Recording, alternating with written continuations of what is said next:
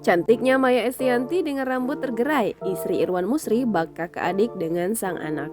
Penampilan Maya Estianty selalu memukau. Bahkan meski telah mempunyai 3 anak berusia remaja, wajah Maya Estianty tak banyak berubah kala remaja. Baru ini mengunggah fotonya kala berambut panjang. Tak hanya itu, istri Irwan Musri ini juga mengkolase fotonya dengan Al El Dandul. Ya, meski telah bercerai dengan Ahmad Dhani, hubungan Maya Estianty sangat dekat dengan ketiga buah hatinya. Ini seperti yang belakangan terjadi, 3 kakak beradik tersebut menemani Ahmad Dhani liburan di Bandung usai mereka menghabiskan waktu bersama Maya Estianty dan Irwan Musri yang merayakan hari pernikahan.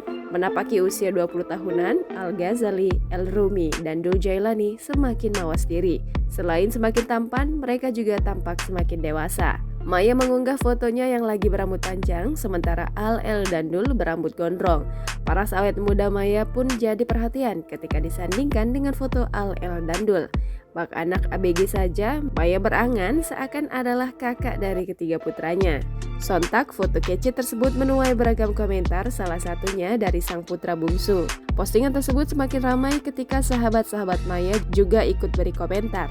Ada dari Anang Hermansyah, Ratu Rizky Nabila, dan lainnya. Jangan lupa subscribe, share, komen, dan like ya!